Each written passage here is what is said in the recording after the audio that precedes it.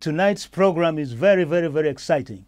You know, last week we did a program about the Horn of Africa, and actually tonight we're still going to continue with that program. Only that last week it was just me actually presenting, but tonight you have got the captain of the ship, and that is Mr. David Otto. But before we actually start the program, I just want to give you a little bit of background. Here at AILTV, we are trying to create a situation whereby we Africans can actually discuss our own affairs without interference, but at the same time, we want to be fair.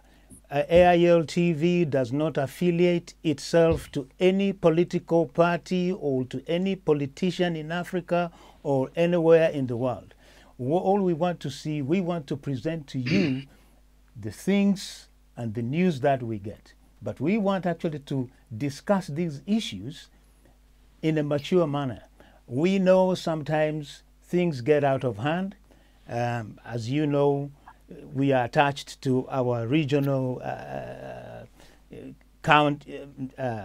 districts, or whatever you want to call them, or attached to our regions. Sometimes emotions actually take charge. But let me hope tonight is going to be very, very, very interesting.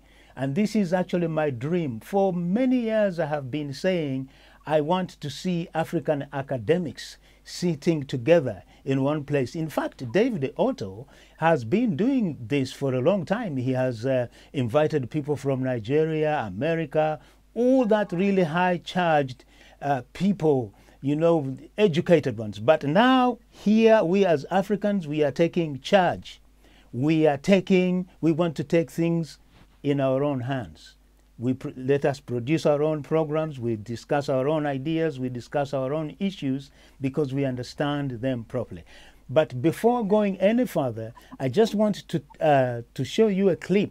Last week, I went to the demonstration, and this is the Ethiopians, to be specific, Tigrayans. They were demonstrating and asking the British government to intervene.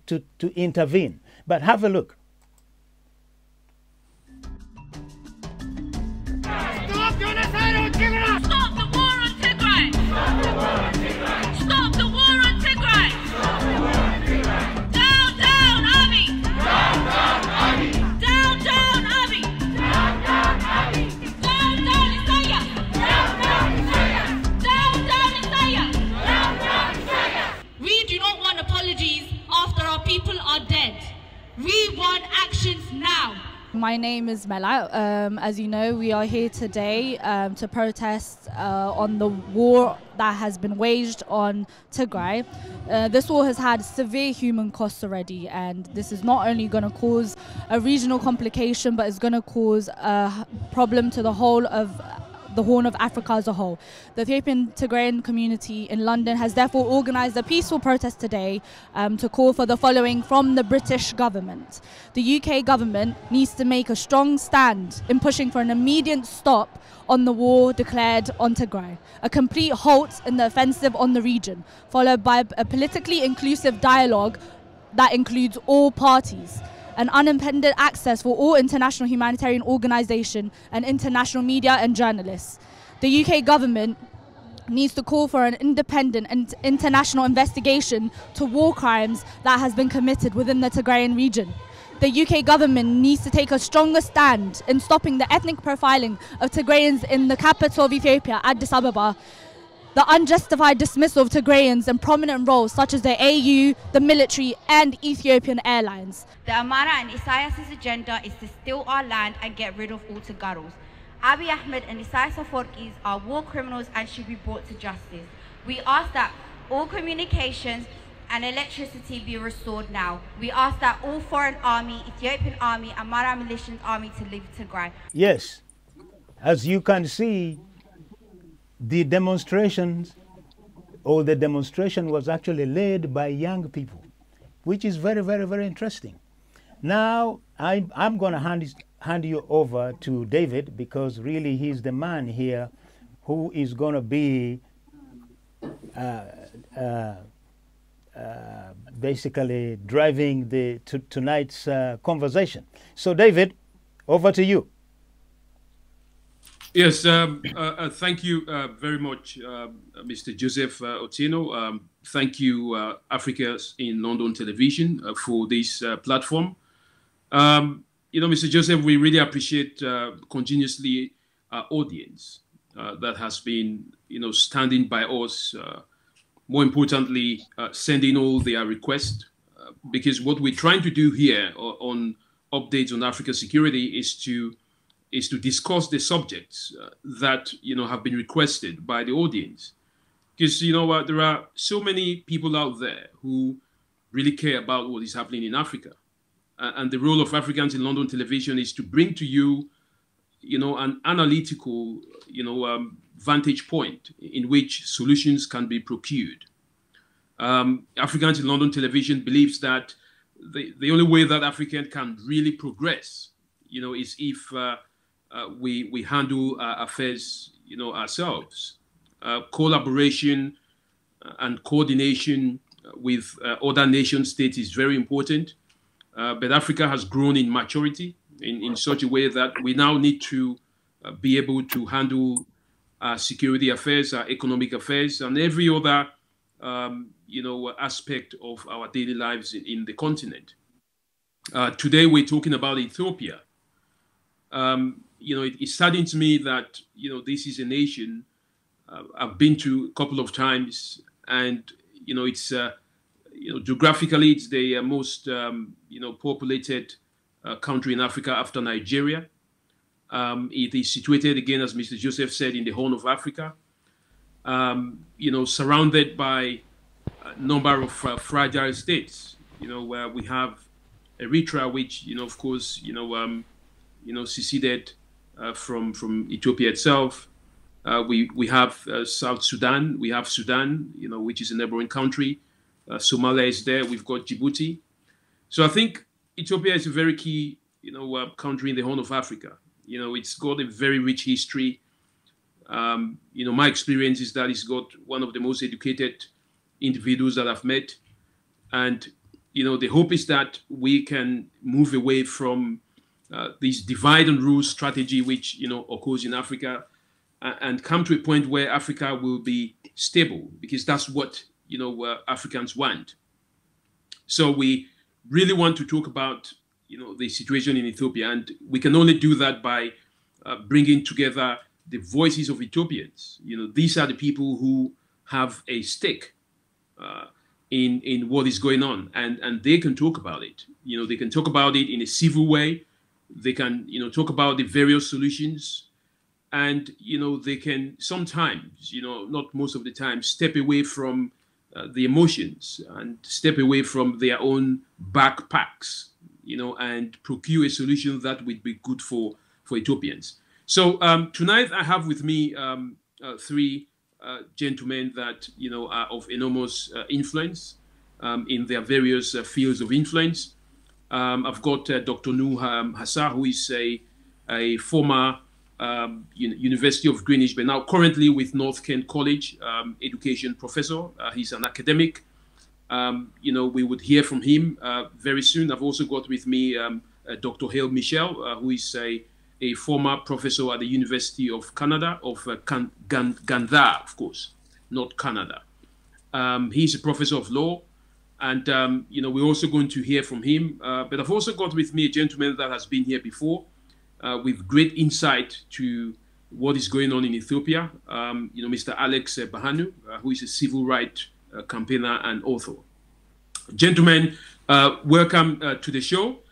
We're talking about what is going on in Ethiopia, and I remember that I was reading, some articles on Ethiopia, and I understand there are talks about elections that will or will not take place. But there is an ongoing civil war. Some people call it the Ethiopian war. Some people call it the war against the Tigrays. Some people call it the civil war in Ethiopia. Some people call it the war in the Horn of Africa. Now, gentlemen, let me start with you, Dr. Nuur Hassan. What is the cause of this war? Because our audience would like to know, because some of them are joining for the first time. What is the cause of this war, in your opinion? Go ahead, sir. Thank you, David. I think let's put it into perspectives of what this war, as you said, is all about. I think it's a long the history of this war has a long track. We can go back again back in 27 years ago. Obviously, Ethiopia is a country that has gone through quite a lot of conflicts, whether that is internal conflict or external conflict. But this particular war, which kicked in terms of as a hot war back in November the 4th, can be traced back in 2018. 2018, there was a change to the leadership of Ethiopia. The Ethiopians had a brand new prime minister by the name of Abiy Ahmed. And Abiy Ahmed came on the back of a 2 years of protests and quite a civil discontent, mainly from Oromo population, an Oromo uprising, and also to some extent to the Amara ethnic groups as well. And the problem was there was a lot of problems that the TPLF, which was at the time in power, and they were the main part in the coalition party of the EPRDF, which is now defunct, has been really put aside and disbanded. They were in control for 27 years, and there was a lot of grievances against them in terms of misrule, in terms of corruptions, and there was a lot of accusations about the way they've run Ethiopia. So then there was a change in 2018. Abiy Ahmed came to power, and there was a lot of expectations that there will be a change. Reformists were in, but the problem continued. There was a lot of high profile assassinations. There was a lot of civil content. There was a lot of killings going on. And then the Prime Minister and his government were accusing the former regimes who were still part and the parcel of the government that they were behind these atrocities. And is that what led to the war that began on the 5th of November? I'll come to that in a minute or so. And then what happened was, when that happened, Abiy disbanded the party, which was EPRDF coalition party, which consisted of 4 ethnic groups. And when he disbanded that party, he replaced with a party called a PP, Prosperity Party. And the TPLF, which was also part of the EPRDF, were not happy with that arrangement. And they've completely left the government. And they've hauled up themselves in the north, in the Tigray, and that's how the problem started. And from there on, again, Abiy delayed the election, obviously because of COVID-19. The TPLF, who was in control of the region at the time, decided to run their own elections, and then really from there on, things has been a slippery slope, if you like, and until Yes, things have been like that from there on. But let me come back to you, Alex Berhanu. Do you agree with Dr. Nuur Hassan as to this mix of a historical remote course from 2018 up until when we had the crisis kicking off on this 4th of November or 5th of November? Is that your view? That is the same trajectory?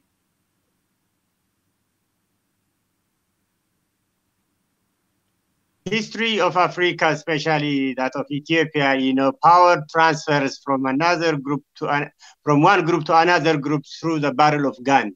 This was part of our history. But in 1991, what has happened is the TPLF overthrew the military dictator we had, and then created a federal system whereby all the ethnic groups or ethnic nationalities, we call it, or nationals, would come together, share have a share, their share of the central government. And instead of amassing all the power in its own hands, it tried to distribute, devolve power to all the ethnic groups, which are about nine major ones. And the leading party were four, which was composed by the Oromo, the Amhara, the Tigrayans, and the southern people. The Tigrayans, quite rightly, they are the minority, but they have paid heavy sacrifice to overthrow the military dictator we had. And the Oromos are the majority, and they want, the more, share of the central government power. The Amhara had a long history of running the state, the empire, and they want to bring back their glory. This is always conflicting with people who try to introduce something new, democratic system. The rivalry comes in front, not the very cause of bringing and developing the country and helping the people. The power struggle has created this phenomena, what we have seen in the last 2 years. Had all the elites, especially from all the ethnic minority, been concerned of the well-being of the society, then we should have focused on policy designed by Prime Minister Mellis, the late Prime Minister Mellis, who was fighting poverty. And the world has witnessed how many changes we have seen in the last 20 years. But still, the elites want the power. They don't see the achievement. They don't see the development. They don't see the progress made. They don't want to see, the Tigrayans taking over, the center. They rather want to retain their power, which is, natural in any society. What we have seen in the UK, we know it well. But if there was common sense, this wouldn't happen.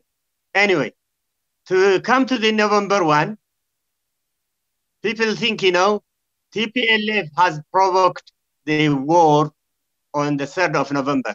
That's, an uneducated guess. It's unacceptable, assertion, because war doesn't start in one day. It takes, sometimes to develop. And it was 2 years, as Dr. Nuur said, it took 2 years, to reach that level. But on the 3rd of November, what has happened is Colonel Abiy played, a trick, and which they discovered that he was to sequester them. He was to wipe them out when they were in a meeting. And they got a good tip, from Addis Ababa. So they took over, the circumstance. They managed and dispel the plot, and they took over, the army depot, obviously then the war rolled, from there on. Okay, so that happened. They took over. Yes, they took over the some of the depots of the Ethiopian National Defense Forces that are based in the region. Now, Dr. Haile, Michel, do you agree that this is what really caused the ongoing war, or do you think there is something else to add? Dr. Nuur and Alex have told us some of the causes. I think these might be the causes. But I want to turn attention to the unlikely immediate cause of the conflict. And I would say it is COVID-19, the pandemic. Had it not been for the pandemic, the election would have gone through. So the rulers in Tigray and the rulers in Addis, they would not have fought over who is a legitimate government. The conflict escalated once the election was it was not going to go on. So the party in Tigray, TPLF, they said they will not recognize the Addis government, the Abiy government. And the government in Addis said they will not recognize the newly elected Tigrayan rulers. And so this mutual denial of recognition escalated. So I would say that's the unlikely immediate cause of the conflict. This is unfortunate in Ethiopia because in other countries, the pandemic resulted in ceasefires, in peace, but in Ethiopia, it led to this outcome, which is very unfortunate. But behind this, we have the lack of institutions, trusted institutions. When the decision to be taken, when the decision on the election, whether to go ahead with the election or whether to postpone it, was discussed and decided, we didn't have that trusted institution. At least it was not trusted by the TPLF, for example. In the normal way of things, we would expect a decision by a judge to be accepted by both parties. Yeah. But this didn't happen. The TPLF didn't trust that institution, and they have their own reasons. So had we had institutions that are trusted, reliable, and accepted by all parties, or by a majority of the parties, that would have avoided the conflict.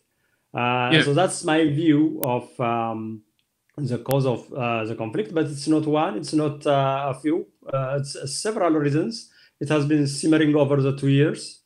So it's the cumulative effect of all these developments that put us in this situation today.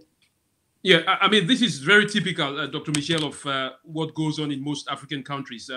You know, it's very rare for one to really hold down on one particular cause of a war, because, of course, you have long-term grievances, you have tribal issues, ethnic issues.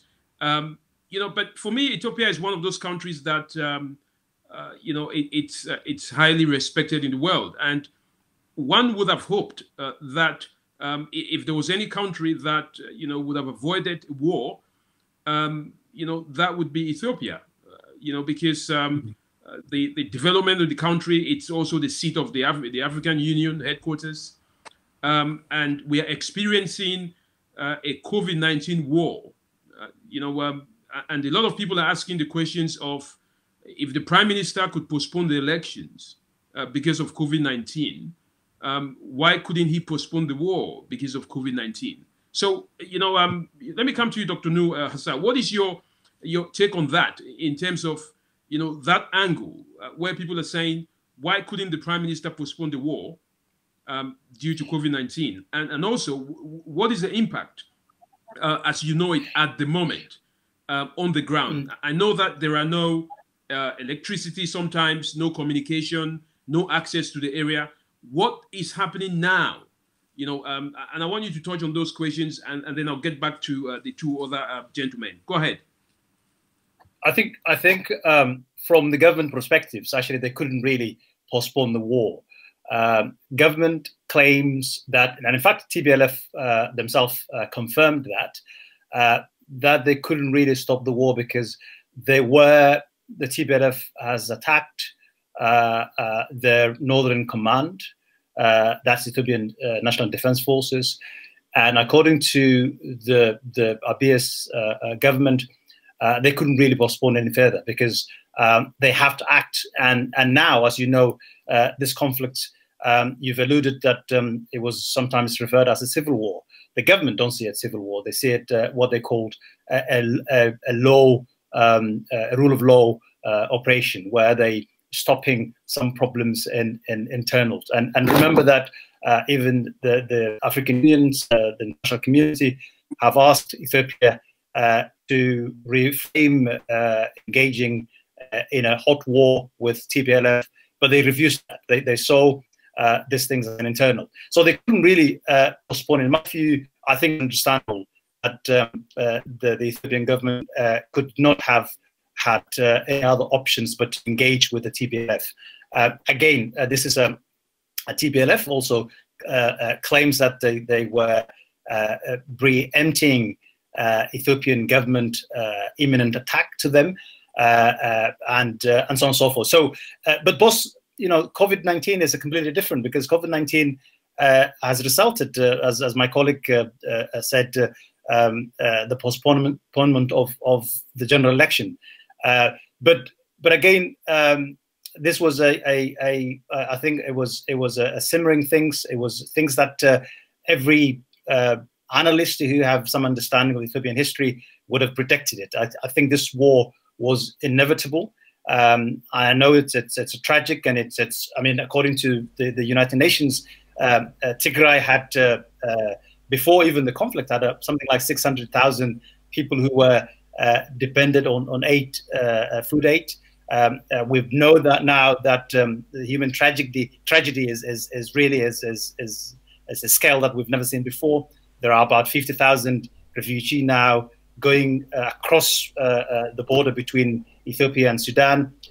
There's no communication. I think things are slightly opening up now, but the human cost is extremely dire. But I think the problem is a political problem, and I think if Ethiopia and Ethiopians and Ethiopian friends put the politics right, I think others will follow suit. Yeah, thank you there, Dr. Nuur. So let me come to you, Alex, because we're talking about a war that it's fought in the dark, so to speak, because not very much information is coming out of there. Do you have any sense as to what is really going on ground?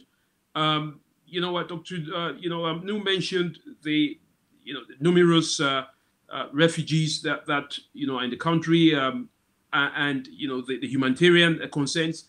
What do you hear from on the ground that you can really tell the audience that this is what is going on at the moment?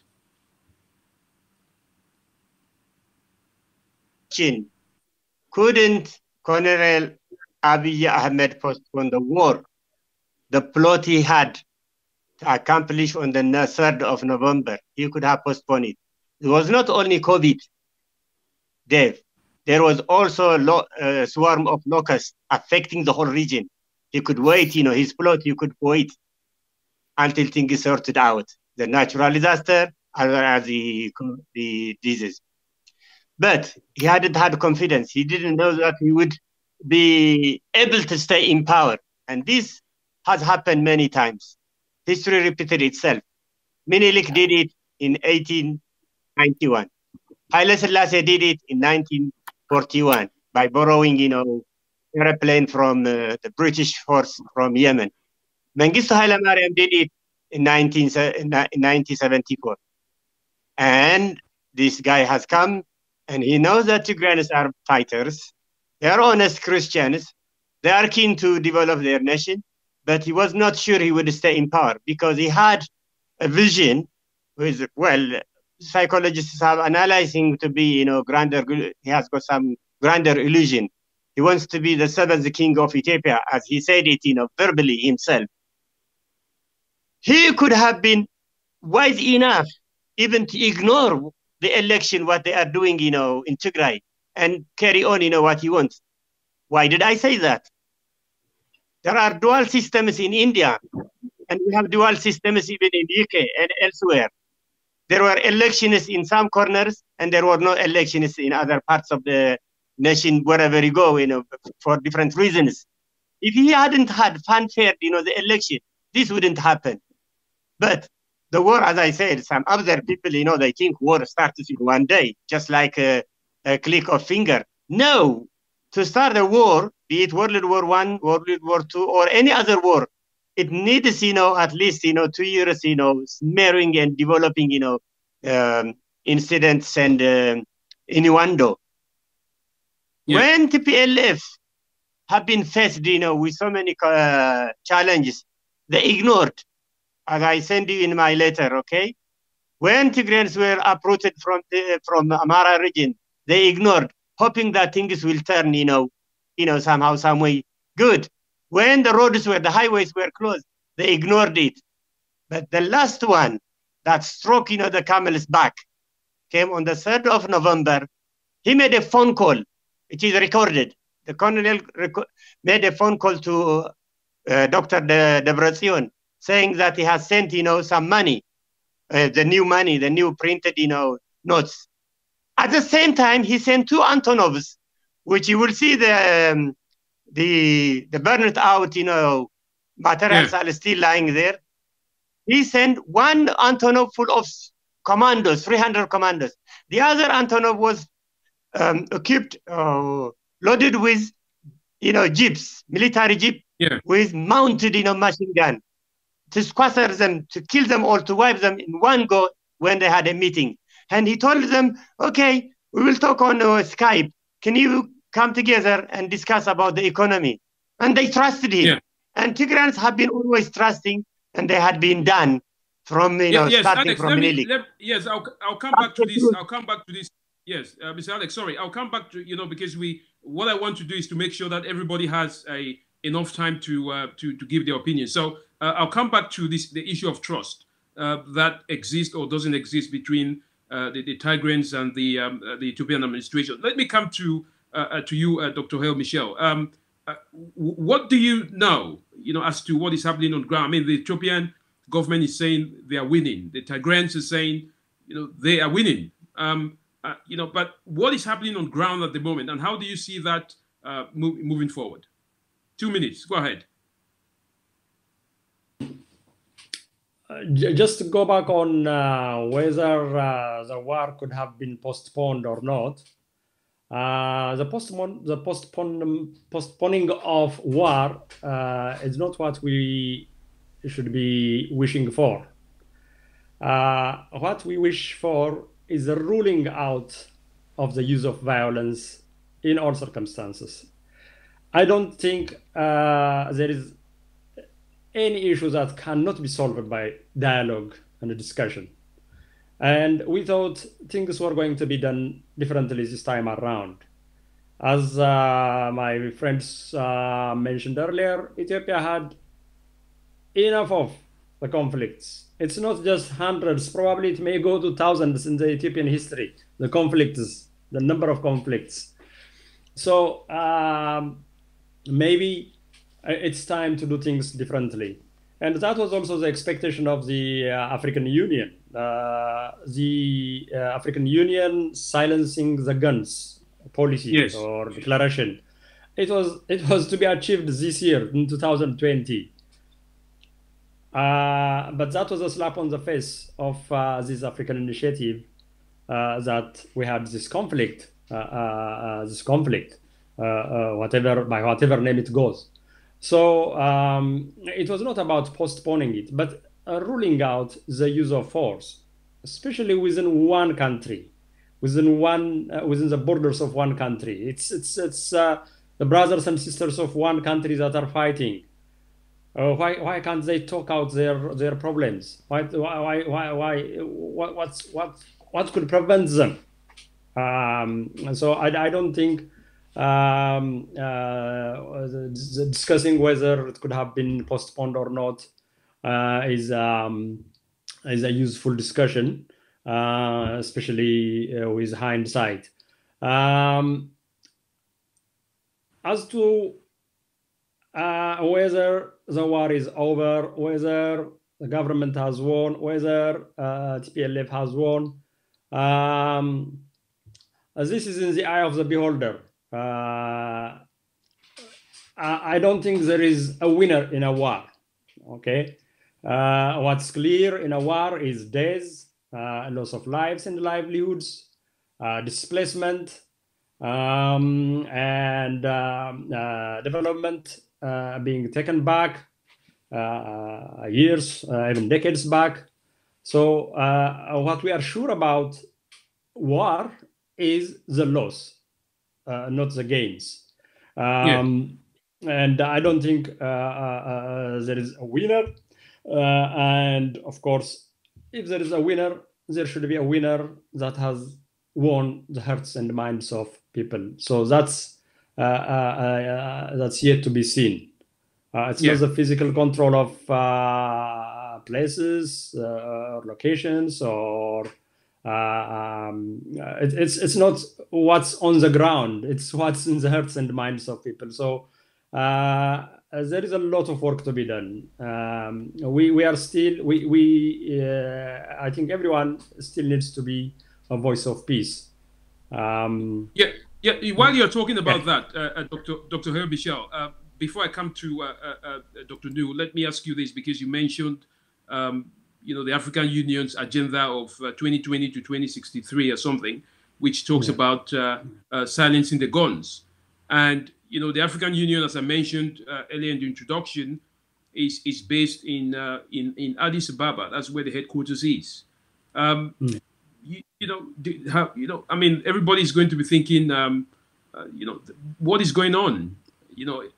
Just in the nostril of the African Union, there is an ongoing fight. I mean, how do you then silence the guns in other countries when the head of the the union is in peril? I mean, what role have they played? If you know. I'm not sure about the details of what activities were going on in AU, but I have been following that AU chairman, the South African president, has appointed eminent personalities to discuss it with both sides in Ethiopia. And I don't know to what effect what outcome has come out of that.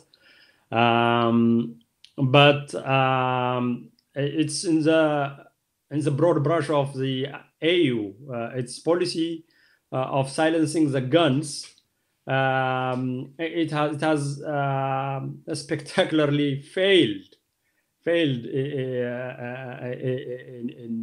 the case of Ethiopia, but also in other places. And the fear is that this might also trigger other conflicts in and around Ethiopia. That will be a concern for AU, and it has to redouble, triple its efforts to implement this policy. It shouldn't. I think its efforts should not be stopped simply because things have changed. Because we never know when they also change again. So the African Union, it's essentially a failure when it comes to its policy of silencing the guns by 2020, and they have also decided to postpone by another decade to achieve this policy. I think that they have recognized that they have failed. So a lot of work remains for the AU in this regard. That's what I see. Yes. Let me come to Dr. Nuur Hassan. On the same note, about the role that the African Union is expected to play. I mean, you must be worried as well, aren't you? I mean, because the expectation would be that if the African Union is saying they want to silence the guns, and just next door, there's a conflict. It's like a policy that is dead on arrival. Is it not concerning? It is concerning, and I think, but anyone who reads history knows that the African Union's track record when it comes to conflict resolution is very, very poor. The body is pretty much a toothless body. Yes, we know the South African president has tried his best. He sent personalities, a former head of states to Addis Ababa. And we know that the Ethiopian government refused to engage with them because of what they termed as an internal conflict. But I think the issue is for the Ethiopians, not really for the Africans, for the African unions and others. Ethiopia needs to put its house in order, and to do that, I think Ethiopia needs to address historical grievances. And that historical grievances, 2018 was a year when everybody thought it will be the year when Ethiopia comes terms with itself and realized actually what is wrong. Ethiopian problems is actually a problem of nationalities, where power is always centralized, dominated by one ethnic group. The TPLF was dominating 27 years of the Ethiopian state. They've been accused of all sorts of problems. Before that, Mengistu, as my colleague said, was dominating, and then before that, you had Haile and so on and so forth. And there are center versus peripheries all the time, center versus those who are not around the power. So I think Ethiopia needs to go back to the drawing board, and they need to address this question of politics and nationalities. And I think I am also optimistic, although this war could have been avoided, and there's a tragic that it happened. I think there's always an opportunity after conflict, and opportunity after crisis. That's what they normally say. And I think in terms of the hot war, I would say the conventional war is now over. I think the conventional war, it's over in the sense that the government is now in control. But I don't think the government is in control of the hearts and the minds of the majority of the Tigrayan people. And I think what Abiy Ahmed needs to do now is to ensure that there's an extensive agenda where he brings everyone on board and tries to resolve the issue around the table rather than through the barrel of the gun. Yeah. Thank you, Dr. Nuur. I mean, I do recognize, as you rightly said, that the conventional war may be over, but if you understand the dynamics of these kind of wars, the most difficult ones are always the horizontal warfares. The ones that you begin to fight, against hearts and minds, and you have an invincible enemy. Those are the ones that last longest, and I think, in my opinion, that is the biggest war.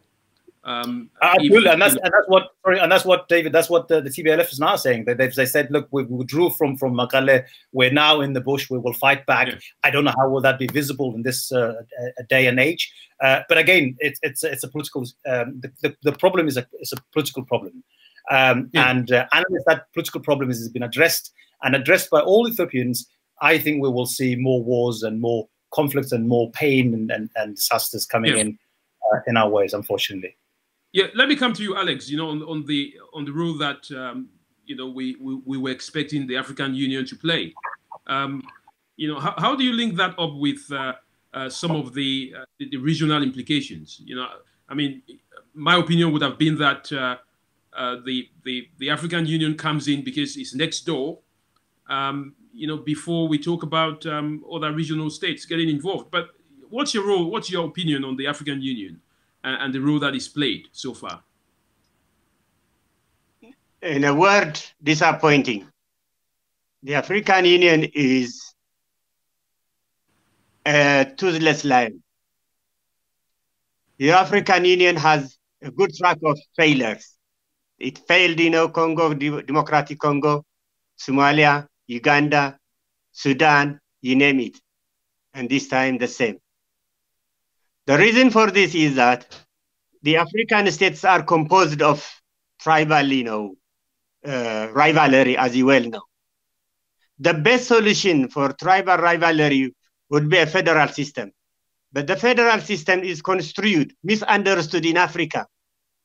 When TPLF raised this sample, which was admired by some of the African countries, but now it was misinterpreted and told by the state, by the government, like Museveni. They said they are going to disunite Ethiopia. No, it's to unite Ethiopia is to bring all nationalities on equal footing, rather than forcing them to stay by force under one unified or unitary system. This was the argument which was misconstrued, misunderstood by Museveni and the rest. Okay? The OU, I said it is toothless lion. Last month, it was ordered by the state, by General Abiy, to fire the head of the security of the building, who happened to be a Tigray, along the genocide operation, which is unfolding in the whole country. Tigrayans are being profiled and fired from all civil services, including the military. Fair enough, from the military, I wouldn't challenge that, because they could be suspicious, some information would leak. But civil servants who were even against the TPLF in an ideological way, okay, who were loyal and who have been born and bred, in Addis Ababa, have been arrested. Mass arrest, mass profiling is going on. Whereas World Food Program, they were requested to produce a list of Tigrayans working for them. They refused because they're not toothless lions. They are real lions. No, our employment policy doesn't allow to profile, citizens or employees. We can't give you any list. Whereas AU, it fired its own security, which was protecting it, protecting the building, protecting the union, merely because the government said, merely because that person happened to be Tigray. Is this fair, guys? Honestly, the rest what he said was correct, right? But is it fair for one black brother who helped, secure the OU, should be fired because of his ethnic background? Highly qualified person?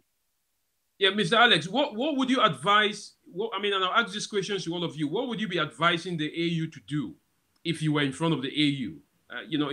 Because the war is still ongoing. What would you say to the AU? This is what you need to do, because you understand the dynamics. You understand, the Tigray. You understand Ethiopia. What would you advise the AU and say, Mr. AU, this is what you need to do? What would you advise them? Look, you remember Idi Amin?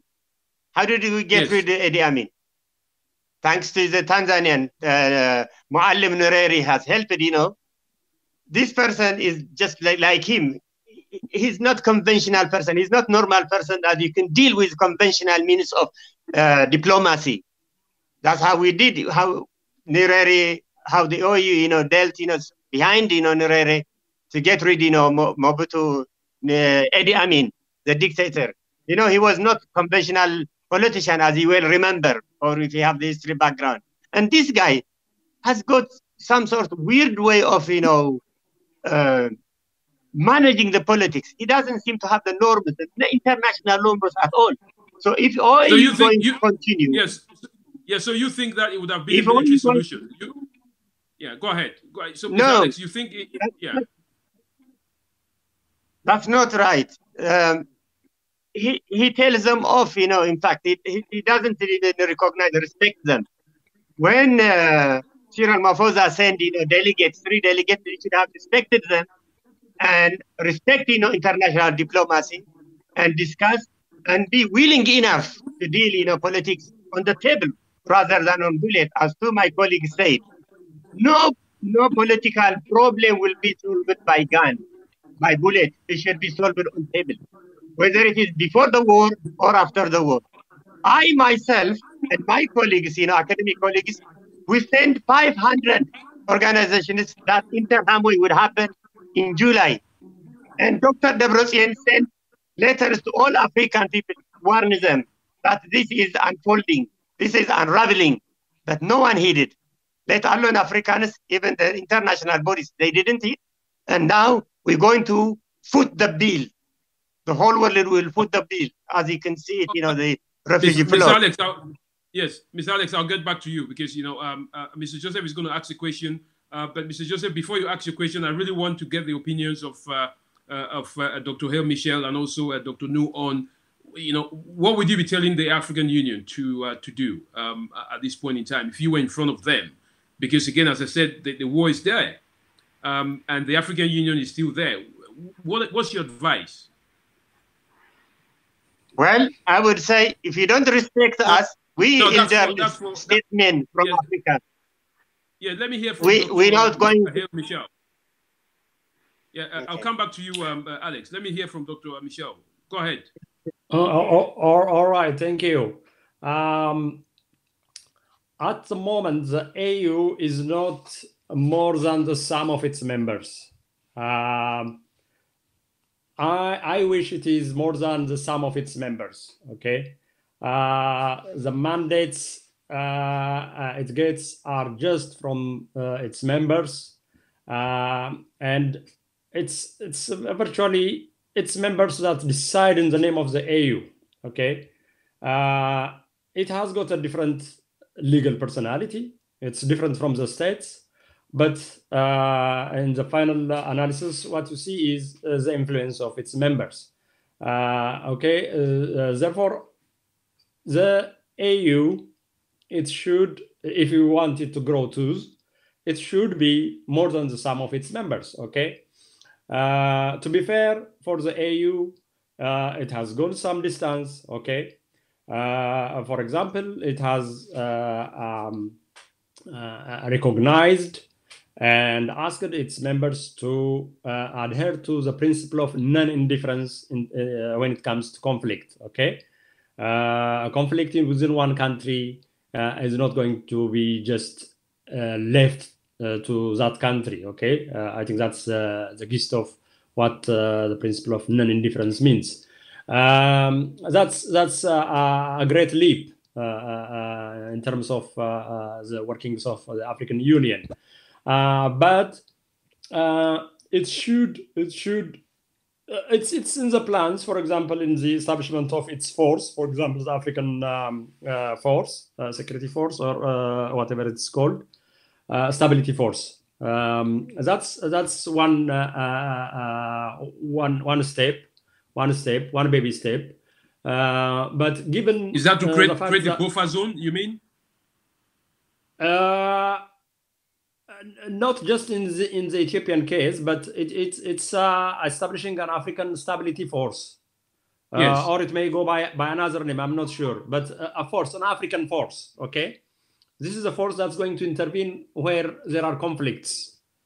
Yes, maybe by way of creating a buffer zone, or by way of creating stability. It may be by other means, but it is it's in the plans of the AU that they will establish an African force. Okay, so there are developments towards ensuring a conflict-free Africa, but so far it is still in the hands of its members, who are still clinging to their sovereignty and to their national interests. So that will continue to be the problem, as a challenge for the African Union in the years to come. So the AU should aim to get out of the grip of its members and to essentially get powers that will not be altered, that will not be influenced by its members. It should be a sum of more than the sum of its members. Okay, that's what I would say. Yeah. So, Dr. Nuur Hassan, do you agree that the AU's Achilles' heels, if we want to use that word, is is the fact that it's the sum of its members? Is that your view as well? And do you think that is where the AU is stuck in this particular situation in Ethiopia and Africa in general? It's true, but I think before we blame the AU for its weakness in this particular situation, I think we need to analyze and look the problem further. I think the problem we have now in the north of Ethiopia is a very unique problem. Obviously, my colleague Alex has pointed out there was a lot of atrocities. I mean, if you look at the likes of a crisis group has reported that all sides have been committing atrocities. For example, if you look at an Ethiopian Human Rights Commission preliminary report blames the Tigray militia for killing hundreds of mostly Amhara civilians in the Meykada town in the West Tigray on the 9th of November. Of course, again, refugees, Tigray refugees in camps have also been reported atrocities by Ahmara militia. So there's a blame going on both sides. So the case of Ethiopia is a very unique one. The Ethiopian government is arguing from a sovereignty point of view. They're saying, look, colleagues in the union, we are dealing, this is a sovereign issue. This is as an internal issue, we will deal with it. These individuals are wreaking havoc. They were in power for 27 years. Now they cannot stand being outside the power. This is the argument that the Ethiopian leaders, the African unions are facing when they meet with Abiy and his government. So it's not a very simple solution. This is a very difficult. Remember, Ethiopia also is a pivotal country. When you look at in the union, it hosts the union. It's a highly contributory a country when it comes to the peacekeeping operations around Europe and around Africa and other parts of the world. The EU also is divided. If you look at Sudan, Egypt, Eritrea, of course, others have a stake in this war, and therefore, the Sudanese Prime Minister Dr. Abdullah Hamdok was in Addis on the other day, talking to Prime Minister Abiy Ahmed to facilitate some kind of a dialogue. Nothing came out of that. So we're dealing with the African Union as a one united front. They are not. They're divided. And what's happening now in Ethiopia divides a bit. Remember, Ethiopia and Egypt were on each other's throat just before the war because of the dam. So I'm going to come to that. I'm going to come to that because I want to talk about the regional application. But let me allow Mr. Joseph, because I think he's got a question. Mr. Joseph, do you still have the question, or they've answered it already? I do have the question, but actually we are running out of time here. I think maybe next week we should actually concentrate on the catastrophe that has all these army and TLF, is it TPLF, TPLF fighting? Yes. But the question that I really want to put to you guys is this: the African Union is not helping. The United Nations is not going to help because they think that the African Union is there to solve our problems. Yes, now, that's correct. Do you think, are there people mature enough to sit down and say, well, look, forget the power. We have got people dying every day. We have no food. Well, what can we do? Can we actually, is there any way of ending this suffering? You guys, because I know, I want you to think this carefully. And find out what solutions actually do we have, we as Africans, because we are failing ourselves.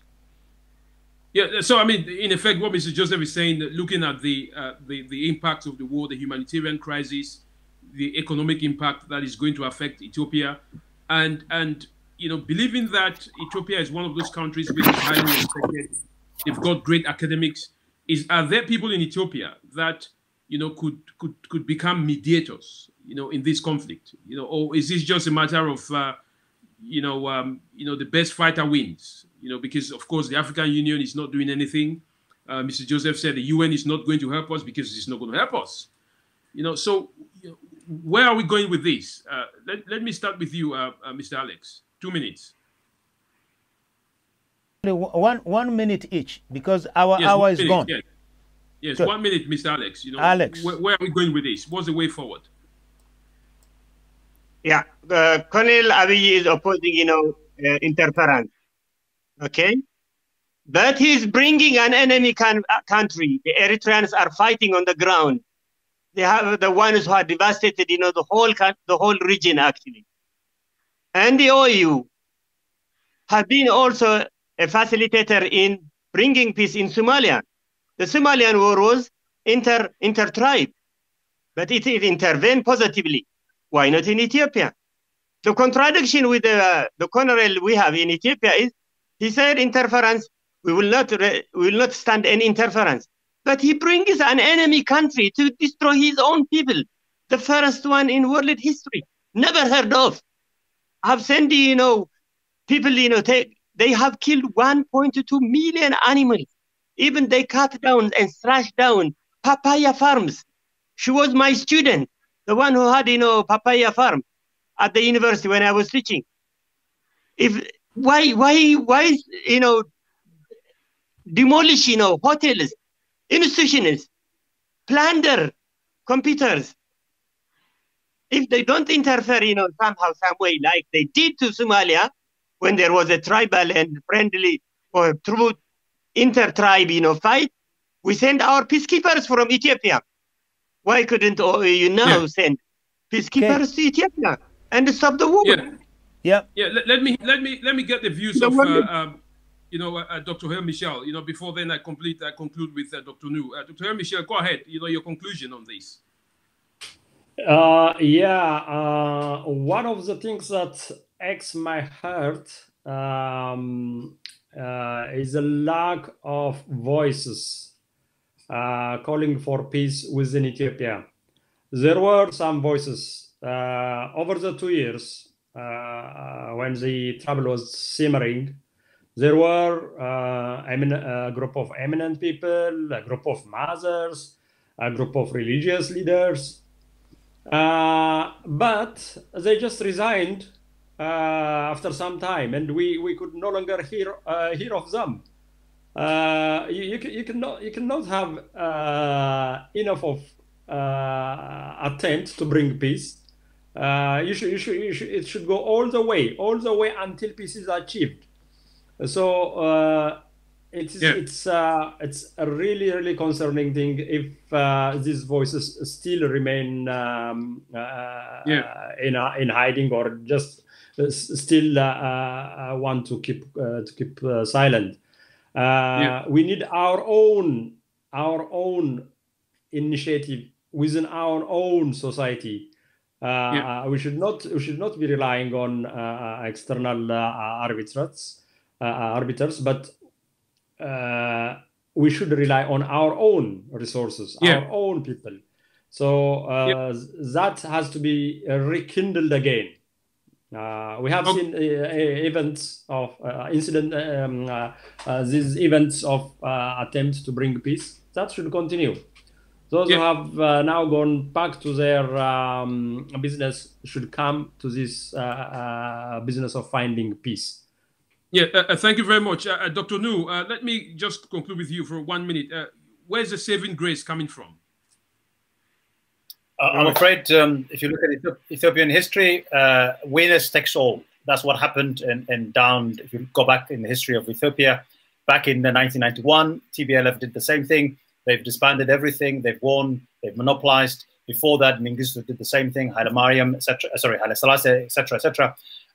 But the issue here is a very difficult. I think what happens now is what the Abiy's government do.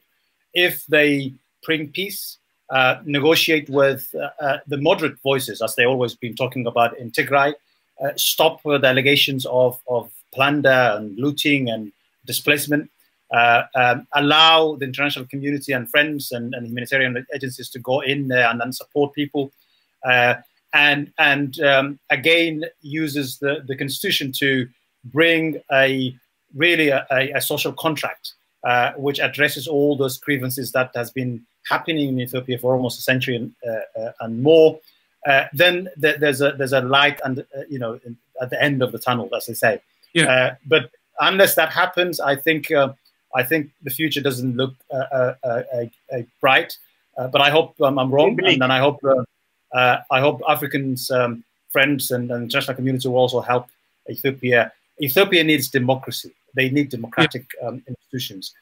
Civil society, as my colleagues pointed out, there is no civil society. There isn't any debate. I think, in fact, if you go to Addis now, the debate is only one-sided, and that sided is the government side. Others has been sidelined. They've been doing these things for the last 2 years, and it's winner takes all attitude. And unless we stop that, I think this problem will continue, unfortunately. Thank you very much, Dr. Nuur Hassan, academician, and Dr. Haile Michel. Thank you very much for your contributions. Alex, Berhanu, gentlemen, I appreciate your contributions on this program. The conclusion here is that Ethiopians need to take the front row. This conflict is not going to be resolved by the UN in the interest of all Ethiopians. This is a conflict that the African Union needs to wear its seatbelts and develop, a teeth or the tooth that is required for it to be able to play the role of the African Union. We cannot allow this war to continue, beyond the current dynamics. We cannot afford an unstable Ethiopia. We cannot afford an unstable Africa. So, the facts speak for themselves. We thank you, gentlemen, for your contribution. Mr. Joseph Otieno, thank you very much. Thanks for the audience listening, and we would bring this gentleman again back because the situation continues. Gentlemen, thank you for your time. Mr. Joseph, over. Gentlemen, I am really, really, really happy. I am really pleased because this is what we are setting standards. Because when you have a conversation with this, although it might be tipping to one side, but at least it is civil. One thing that is lacking in Africa, and all of you who are watching, it is to understand the meaning of debate. So if I do not agree with your views, it does not mean that I'm your enemy. And that is actually the best, that is the best way to see things. And also, it is the biggest problem that we have in Africa. I don't agree with you, therefore I see you as an enemy. But it is really, really, really, really, for me, it is promising. But we're gonna keep talking like this. And now one of my plans is actually to get people from outside, like we want to get the Minister of Africa to come and talk to us, because we want to know what he's doing with Africa, because we know they have got things going on in the background, but we are not aware.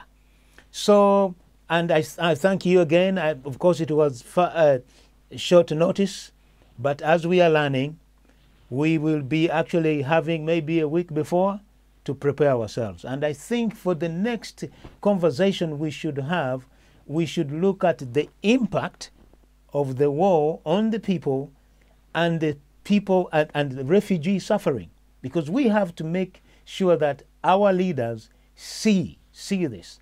You see, tomorrow we are going to be talking about Nigeria. As you know, Boko Haram abducted 300 boys. Thank God that they have been released. But these things keep happening. Now, before I go, I want to thank Mr. Estefanos Abebe and Alex, actually, because these are the guys who are working in the background. They're always finding people to bring onto the program, especially when it comes to the Horn of Africa. So we want to talk about the Horn of Africa, not only Ethiopia, because as I understand it, if one country in that region is affected, it affects all the people in the Horn of Africa, which has got 200 million people. You can imagine 200 million people. If we sort out our economic solutions, we will be laughing. We all love Ethiopia. We don't have to say that. Believe me, you ask any African, is very, very proud of Ethiopia. So let me stop here, because I can go on for 6 months talking. It's not allowed. So David Otto, thank you very much. Thank you very much, Dr. Nuur Hassan and Dr. Haile Michel and Alex. Thank you very much. But next week, we need to talk about the people suffering. We don't want to hear the army fighting and whatever. We want actually to look into that problem. Then we can present our cases properly. We will prevail, I'm sure. Thank you. Thank you very much. And for that, Thank you. I just say ciao.